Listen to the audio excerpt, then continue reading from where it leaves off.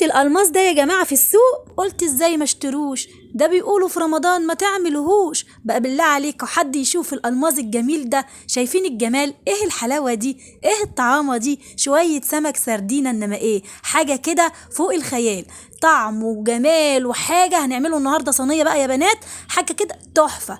قلبي يقولوا ما تعملوهوش في رمضان، الأسماك بتعطش. ده بيبقى في عزايم مخصوص في رمضان للأسماك بس كده خاصة. يبقى ازاي ما حدش يعمل يا جماعة الأسماك في رمضان؟ طب اللي ما بيحبش الأسماك في رمضان يكتب لي في الكومنتات، ولو فعلا في ناس ما بتاكلش الأسماك في رمضان عشان بتعطش قولوا لي برضه في الكومنتات. تعالوا بقى هنا نشوف عملنا السردينة بتاعتنا الجميلة دي ازاي. قبل أي حاجة سموا بالله ونصلي على الرسول، ويلا بينا في الفيديو على طول. طبعا وريتكم جمال السردينة وجمال ان هي طازة لسه وزي الفل. خدتها شلت الراس بتاعتها كده ونضفناها التنظيفة التمام. بصوا ما شاء الله عليه، لحمه احمر جدا وجميل جدا جدا ازاي، والسمكية سرحة معايا وزي الفل. بس ملحوظة تاخدوا بالكم لان سمك السردينة بيكون حساس جدا في التنظيف. طيب بعد ما غسلناه الغسلة التمام ونضفناه كويس، هجيب بقى هنا الهون بتاعنا او الكبة زي ما انت حابة. حطيت هنا نص قرن من الفلفل الحامي، نص قرن من الرومي الفلفل البارد، 4-5 فصوص توم مفرومين، وحطيت حوالي معلقه من الكمون، وكمان حطيت حوالي نص معلقه من الكزبره الناشفه زي ما انتم شايفين. ممكن تحطي عودين كزبره خضراء او عودين بقدونس لو عندك.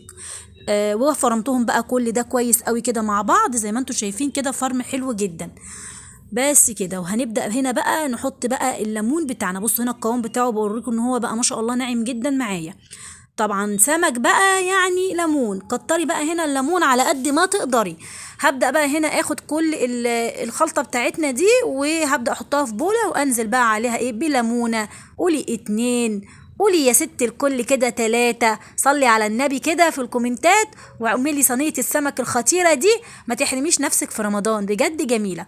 وقلبت كل المكونات دي. طيب هنحط بقى هنا معلقة خل كده او معلقة الا ربع من الخل. اشمعنى بقى؟ عايزة اقول لكم معلقة الخل دي بجد رهيبة للاسماك. اولا بتمنع الزفارة خالص زي ما احنا بنحطها كده في الكيك عشان تمنع زفارة البيض، صح ولا لا؟ طيب كمان بتفتح معانا اللحم، كمان بتخلي لحم السمك لونه ابيض جدا معانا وجميل حلو قوي قوي. لو اول مره بقى تسمعي المعلومه دي بالله عليك ما تنسيش تعملي لايك للفيديو وكمان تعملي شير. طيب كده الخلطه بتاعتنا جهزت. هبدا بقى هنا اجيب الصينيه بتاعتنا بالشكل ده. حطيت فيها هنا بصلتين كده متقطعين، وحطيت فيها قرن فلفل حامي على قرن فلفل رومي، وكمان شويه طماطم متقطعين شرايح بالشكل ده.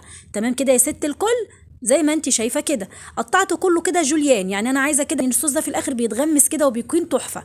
طب هاخد بقى هنا حوالي نص معلقه كبيره او معلقه صغيره من الخلطه بتاعتنا اللي فيها كل حاجه، فيها الثوم فيها الكمون فيها كل حاجه زي ما شفتوا. هحطها على الخضار دوت عشان يكون متطعم برده معانا، وهقلبه بقى تقليبه كويسه كده.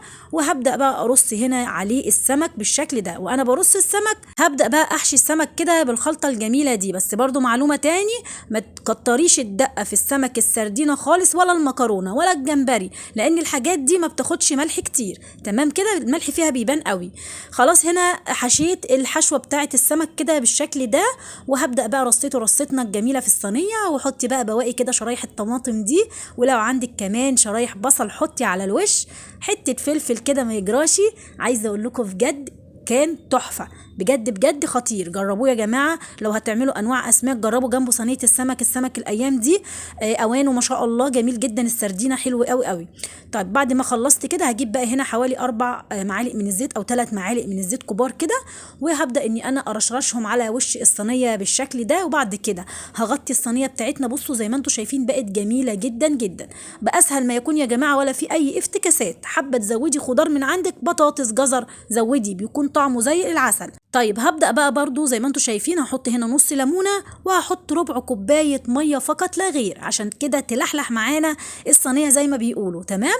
وهحطه بقى على النار من فوق على نار متوسطة لحد لما يستوي معانا حوالي 10 دقايق كده. وهدخله تحت الشواية هيطلع معانا زي الفل، او دخليه الفرن على طول لمدة ربع ساعة او تلت ساعة لحد لما يستوي معانا ولونه يبقى حلو كده وبألف هنا. طبعا عملنا جنبه بقى الرز الصيادية الخطير ده، طعمه بجد تحفة. انا عايزة اقول لكم وانا عن نفسي غمسته بالعيش، جميل جدا جدا. حد يسيب الصوص الجميل ده. عايزه اقول لكم والله فعلا السمك طعمه زي الشربات، عسل عسل فعلا. خصوصا كمان السردينه يا جماعه، عارفين ان هي مفيده جدا ما شاء الله عليها، وفيها عناصر كتير غذائيه. طيب بصوا بقى الصوص بقى الجميل مع الرز الصياديه، وكمان تعالوا بقى نفتح واحده كده ونشوفها. بصوا الجمال، شايفين اللون اللحم بتاعها ابيض خالص وجميل ازاي، عشان معلقه الخل اللي احنا حطيناها مديه اللحم بتاع السمك لونه فاتح جدا وجميل، وكمان مضيعه اي ريحه زفاره خالص في السمكه. جميل جدا جدا، جربوه ان شاء الله هيعجبكم. انت بتاكلي في صوص سكر بجد، حاجه كده زي العسل. اعمليه في رمضان يا بنات، ما تحرموش نفسكم. وعايزه اقول لكم كمان اللي فعلا السمك بيعطشه في رمضان وبيبعد خالص عن الاسماك في رمضان يكتب لي، واللي بيعمل الاسماك عادي جدا برضو يكتب لي. ما تنسوش بقى تعملوا لايك وشير للفيديو. كل عام وانتم بخير، مع الف سلامه.